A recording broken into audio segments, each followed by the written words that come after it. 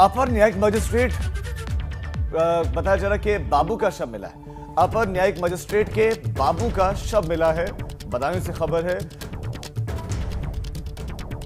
और बाबू सोनू को बताया जा रहा है कि फांसी के फंदे से लटकता हुआ शव मिला है। दरवाजा तोड़कर पुलिस ने शव को नीचे उतारा है। परिवार बताया जा रहा है कि परिवार के साथ ही किराए के मकान में सोनू रहता है।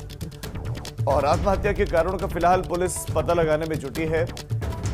और सहसमंद कोतवाल इलाके के कस्बे का मामला है। आत्महत्या क्यों की गई, क्या कारण रहे, इसकी अभी पुलिस पड़ताल करे, जांच कर रही है। लेकिन ये बदायूं से बड़ी खबर, जहां पर अपर न्यायिक मजिस्ट्रेट के बाबू का शव मिला है और सोनू नाम बताया जा रहा है अपर मजिस्ट्रेट के बाबू का। चलिए आगे बढ़ते हैं। उत्तर प्रदेश की राजधानी लखनऊ में कोरोना संक्रमण इस कदर तेजी से फैल रहा है कि मरने वालों का आंकड़ा लगातार बढ़ रहा है। हालत यह हो गई कि राजधानी के शमशान घाट में अंतिम संस्कार के लिए 8 से 12 घंटे तक का इंतजार करना पड़ रहा है। वहीं कब्रिस्तान में भी मुर्दे दफन करने के लिए किल्लत होने लगी। लगातार मरने वालों की संख्या में बढ़ोतरी होने से मुर्दे की कब्र की खुदाई की संख्या कम हो रही है। वहीं कब्र की खुदाई करने वालों का कहना है कि रोज 10 से 12 मुर्दे वहां पर आ रहे हैं।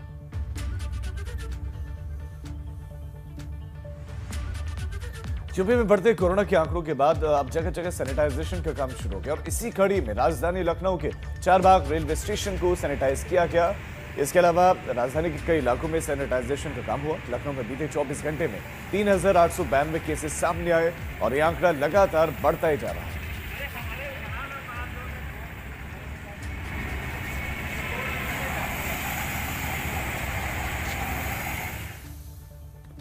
और आगरा रेंज के आईजी नवीन अरोड़ा पूरी तरह कोरोना के बढ़ते केसेस के मद्देनजर सक्रिय हैं। उन्होंने बाकायदा एक एसओपी बनाकर रेंज के चारों जिलों की पुलिस को फॉलो करने के लिए, साथ ही चारों जिलों के कंट्रोल नंबर भी पब्लिक में जारी कर दिए गए हैं। आईजी साहब का कहना है कि बड़े स्तर पर मास्क चेकिंग का अभियान चलाया जा रहा है। साथ साथ सोशल डिस्टेंसिंग ठीक ढंग से फॉलो हो, इसके लिए भी दिशा निर्देश जारी कर दिए गए। कोविड की जब पहली लहर आई थी तो लखनऊ में हम लोगों ने बहुत ऐतिहासिक काम किए थे। उसी समय कमिश्नरेट नया नया आया था और सामुदायिक पुलिसिंग को, जनता को जोड़ने के लिए, पुलिस के साथ लोगों को समन्वय स्थापित करने के लिए एग्जॉस्टिव काम किए थे। उस अनुभव को मैं यहाँ आगरा लेके आया हूँ। और पहले हमने सबसे पहले पुलिस को एक ब्रीफिंग, डीब्रीफिंग, रिहर्सल, ट्रेनिंग का एक प्रपोजल रखा है कि पहले हम अपने आप को देख लें, समझ लें, जो कि हमने लखनऊ में किया था। पहले अपने आप को तैयार करें, सारे गाइडलाइंस का खुद पालन करें ताकि कोई हम पर उंगली ना उठा सके। और वैसे भी जब कोई गाइडलाइंस इंश्योर कराता है तो सबसे पहले उसकी जिम्मेदारी होती है कि वो खुद उन नियमों का पालन करे। इसको लेके पुलिस कर्मियों के लिए एक एग्जॉस्टिव गाइडलाइंस जारी की गई हैं और उसमें उनको सारे तरह के प्रिकॉशंस बताए गए हैं कि आपको मास्क पहनना है, सैनिटाइजर का प्रयोग करना है, ग्लव्स पहनना है, फेस शील्ड का यूज़ करना है। और अब खबरें बुंदेलखंड की सुपरफास्ट अंदाज में आपको दिखाते हैं। शुरू करते हैं। बांदा में कोरोना का कहर देखने को मिल रहा है। यहां पर 24 घंटे में कोरोना के 143 नए मामले सामने आए हैं और अब यहां पर कुल एक्टिव केसेस की संख्या जा पहुंची है 789।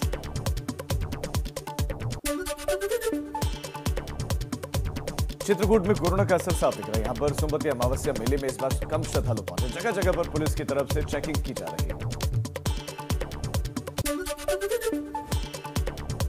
आईजी बांदा और कमिश्नर हमीरपुर पहुंचे। यहां पर उन्होंने पैदल मार्च किया और लाउड स्पीकर के माध्यम से लोगों से मास्क लगाने की अपील की। वहीं शहर के एक होटल में कोविड गाइडलाइन का पालन न होने पर चालान भी काटा गया। झांसी में पंचायत चुनाव नजदीक हैं और लेकिन इसके साथ ही वोटर्स को लुभाने की कोशिशें भी हो रही हैं। मऊरानीपुर तहसील के निमोनी गांव में वोटर्स को लुभाने के लिए साड़ियां बांटी जा रही थी। ग्रामीणों ने साड़ी बांटने वाले को पकड़कर पुलिस के हवाले किया। जालौन में पुलिस को कामयाबी मिली। पुलिस ने किसी वारदात की फिराक में घूम रहे 2 बदमाशों को अवैध हथियारों के साथ गिरफ्तार किया। माधवगढ़ थाना क्षेत्र के यूपी-एमपी बॉर्डर के पास गिरफ्तारी की कार्रवाई हुई। ललितपुर में रफ्तार का कहर देखने को मिला। यहां पर एक ट्रक ने बाइक सवार को टक्कर मार दी और इस हादसे में बाइक सवार घायल हो गया। घायल को इलाज के लिए अस्पताल में भर्ती करवाया गया। महोबा में किसान के गोदाम में आग लग गई। इस आग से लाखों की फसल जलकर खाक हो गई। दमकल दस्ते को इस बात की सूचना दी गई। दमकल दस्ते ने मौके पर पहुंचकर बहुत मशक्कत के बाद इस आग पर काबू पाया।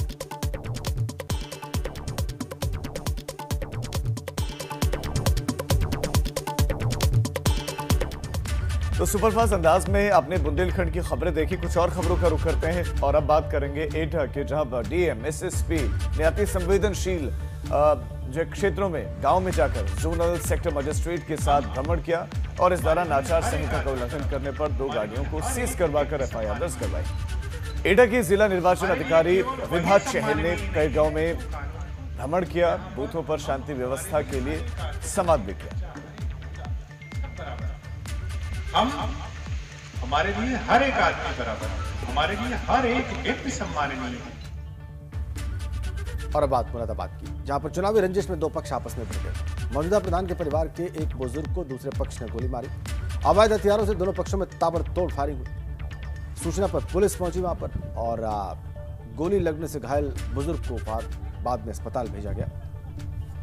मुरादाबाद से खबर, चुनावी रंजिश में भिड़ंत की खबर। 2 पक्षों में फायरिंग चुनावी रंजिश में।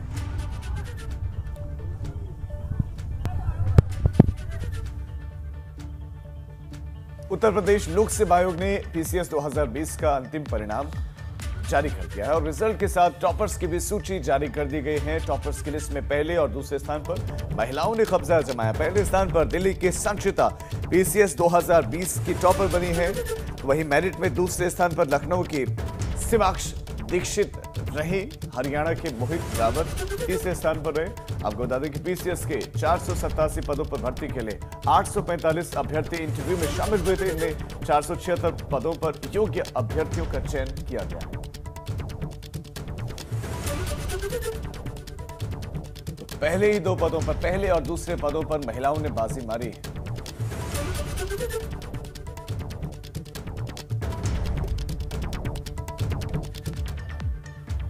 चलिए आगे बढ़ते हैं और आपको दिखाते हैं पश्चिमी उत्तर प्रदेश की खबरें सुपरफास्ट अंदाज में। चलिए शुरुआत करते हैं। मथुरा के बांके बिहारी मंदिर में कोविड के नियमों का पालन नहीं हो रहा। यहाँ भारी संख्या में बांके मंदिर में श्रद्धालुओं की भीड़ दिख रही है। बिना रजिस्ट्रेशन के श्रद्धालु मंदिर में जा रहे हैं और इससे कोरोना का खतरा और बढ़ गया। डीएम और एसएसपी ने अतिसंवेदनशील क्षेत्रों का निरीक्षण किया। जोनल सेक्टर मजिस्ट्रेट के साथ ही भ्रमण किया गया। इस दरमियान 2 गाड़ियों को सीज किया गया। कार्रवाई आगे भी जारी रहेगी।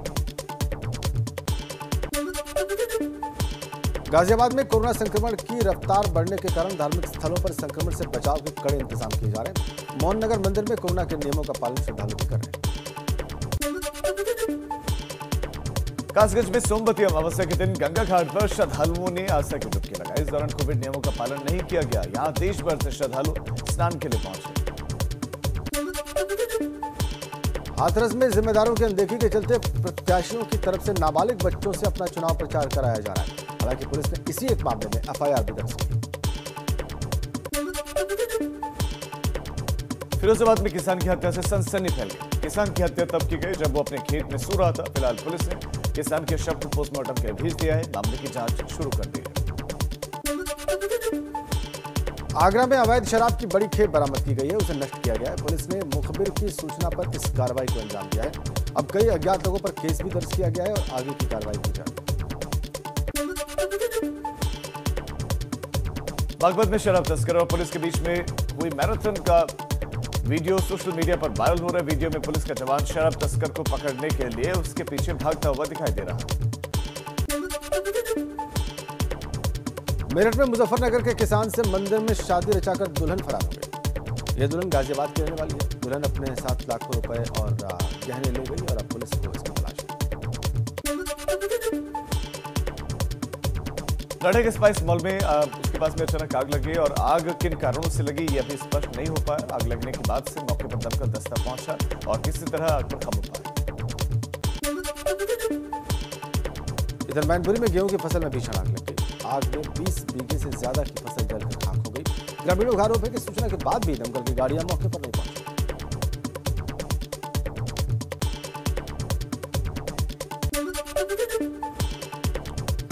तो पश्चिमी यूपी की खबरें आपने सुपरफास्ट अंदाज में देखी। कुछ और खबरों का रुख करते हैं और बड़ी खबर हमारे पास।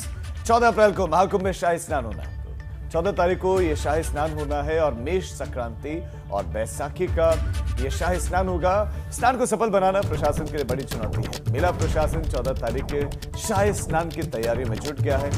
आज से नवरात्रों की भी शुरुआत हो रही है। मां मनसा देवी और चंडी देवी के दर्शनों के लिए बड़ी संख्या में श्रद्धालु आज हरिद्वार पहुंच सकते हैं, लेकिन यहां पर सबसे बड़ी जो चुनौती होगी वो कोविड को लेकर होगी। बढ़ते केसेस के बीच में एक तो कुंभ हो रहा है, कुंभ को लेकर कुछ लोग कुंभ के फेवर में तो कुछ लोग सवाल उठा रहे हैं कि आखिर क्यों इतनी भीड़ जुटाई जा रही है। तो अब एक बार फिर से 14 तारीख को शाही स्नान होना है और मां मनसा देवी चंडी देवी के मंदिर में भक्तों का तांता लगा रहेगा।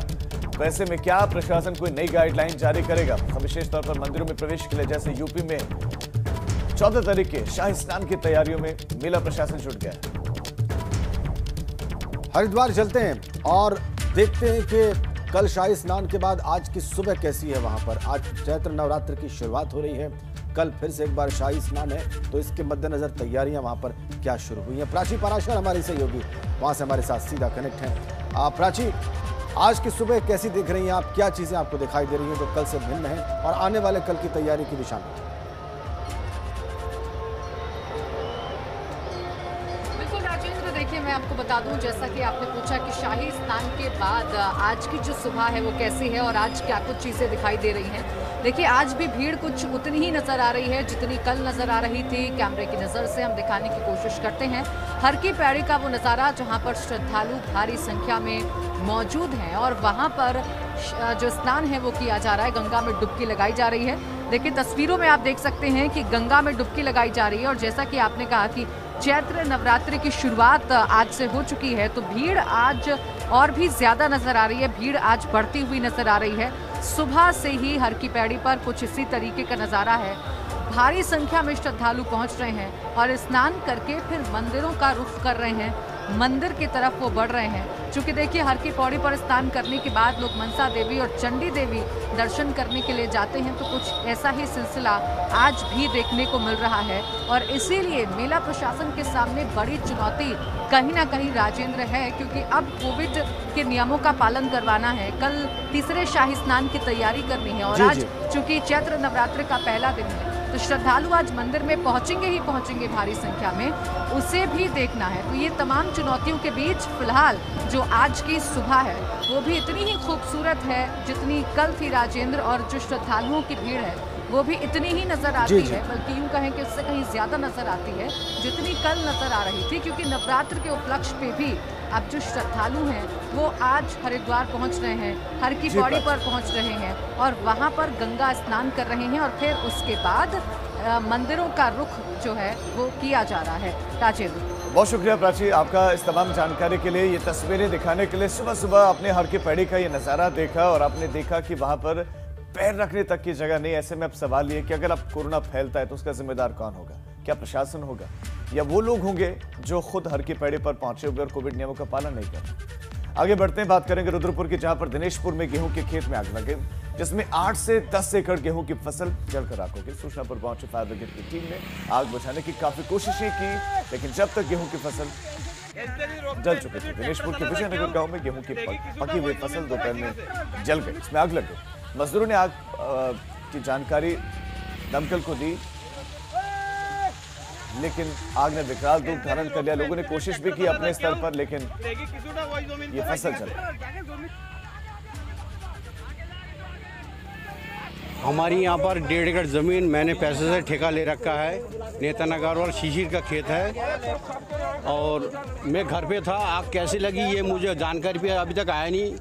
अब सब आदमी जानकारी ले रहा है कैसे लगा, क्या हुआ। यहाँ जितने भी आदमी थे सबकी गेहूँ खड़ा था। अब 1-2 दिन में कटने वाली थी। अब किसी को गेहूँ अभी तक कटा नहीं, सब यहाँ गेहूँ जल गया और आदमी यहाँ की हर गांव का आदमी आकर यहाँ सुरक्षित किया। थोड़ा फसल बचा ना कि बराबर। आगे बढ़ते हैं। मुख्यमंत्री उत्तराखंड के तीरथ सिंह रावत ने रविवार को देहरादून स्मार्ट सिटी के कामों का स्थलीय निरीक्षण किया था। सीएम दून के पलटन बाजार में चल रहे स्मार्ट सिटी के कामों का स्थलीय निरीक्षण करने गए थे। उनके दौरे के बाद से अधिकारी हरकत में आ गए हैं। सीईओ स्मार्ट सिटी आशीष श्रीवास्तव का कहना है कि 7 मई तक पलटन बाजार में चल रहा सड़कों का काम पूरा कर दिया जाएगा। स्मार्ट सिटी में दोनों समय पर काम चल रहा है, सुबह और शाम दोनों पे काम चल रहा है और उसमें जो है माननीय मुख्यमंत्री जी के द्वारा ये निर्देश दिए गए हैं कि जो दिन सुबह और शाम पानी के अलावा दिन में भी एक बार कोशिश की जाए पानी अंदर जो है छिड़काव किया जाए।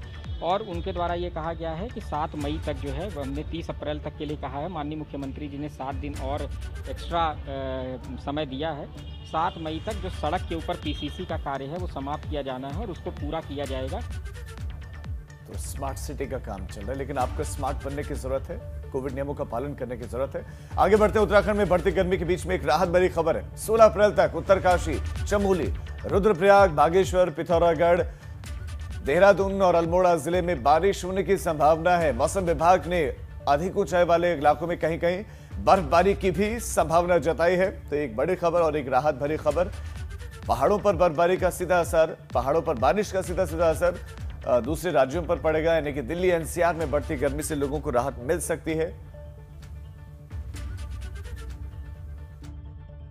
उसके बाद 16 तारीख से उत्तराखंड में वर्षण में वृद्धि की संभावना है, जिसमें जो 16 और 17 तारीख को उत्तराखंड में हल्की से मध्यम वर्षा मिल सकती है।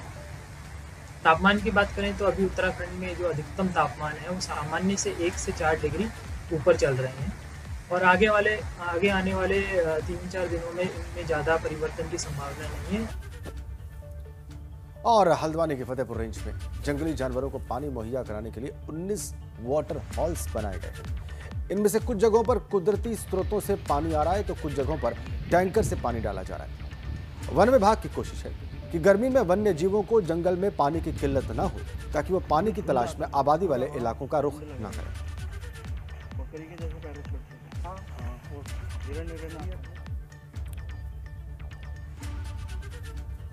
चलिए आगे बढ़ते हैं और उत्तराखंड की खबरें सुपरफास्ट अंदाज में आपको दिखाते हैं। चलिए शुरू करते हैं। उत्तराखंड के सीएम ने कुंभ को लेकर खुशी जाहिर की। उन्होंने कहा कि साधु संतों को सभी सुविधाएं उपलब्ध कराई गई। उन्होंने कहा कि लोग कुंभ का आनंद ले रहे हैं। अधिकारियों और कर्मचारियों का भी उन्होंने धन्यवाद किया। कर्णप्रयाग में उप जिलाधिकारी वैभव गुप्ता की अध्यक्षता में जनता दरबार लगाया गया और इस दौरान जन शिकायतों को सुना गया, उनके निपटारे के आदेश दिए गए। हरिद्वार महाकुंभ में बसों से आने वाले यात्रियों की रुड़की के नारसन बॉर्डर पर कोविड की जांच की जा रही है, लेकिन जांच केंद्र पर प्रशासन की लापरवाही के चलते सोशल डिस्टेंसिंग की धज्जियां उड़ रही हैं, जिससे कोरोना के फैलने का खतरा बन रहा है। हरिद्वार में चटवाला पुल के पास में बस में भीषण आग लगी और स्थानीय लोगों ने इसके बाद दमकल विभाग को सूचना दी। सूचना पर पहुंचने के बाद दमकल दस्ते ने आग पर काबू पाया। पिथौरागढ़ में जंगलों में लगी आग कम होने का नाम नहीं ले रही। यहाँ पर तामानौली में जंगल की आग राजकीय इंटर कॉलेज जा पहुंची और अब विद्यालय के कर्मचारी आग बुझाने में जुटे। उधम सिंह नगर की एक फाइबर की दुकान में अचानक आग लगी। आग लगने की वजह सूचना दमकल विभाग को दी गई। दमकल दस्ता मौके पर पहुंचा और आग को बुझाने की कोशिशें की। नैनीताल के मेरा गांव की महिलाओं ने पानी की समस्या को लेकर धरना प्रदर्शन किया और विधायक के खिलाफ नारेबाजी की। मेरा गांव में बीते 1 हफ्ते से पीने का पानी नहीं आया। रुद्रप्रयाग के रेलवे प्रभावित नगरासों की जनता ने कार्यक्रम का आयोजन किया और इस दौरान डीएम ने लोगों की समस्याओं को सुना और समाधान का भरोसा दिया। देहरादून में आर्मी भर्ती के नाम पर 15 युवकों से करोड़ों की ठगी का मामला सामने आया। ये सभी युवक हरियाणा के रहने वाले हैं। युवकों को भर्ती के नाम पर देश के अलग अलग राज्यों में बुलाया गया। खटीमा में पुलिस ने सभी धर्मगुरुओं और पीस कमेटी के सदस्यों के साथ मीटिंग की। मीटिंग में मौजूद अधिकारियों ने आम जनता से आने वाले त्योहारों पर शांति व्यवस्था बनाए रखने की अपील की।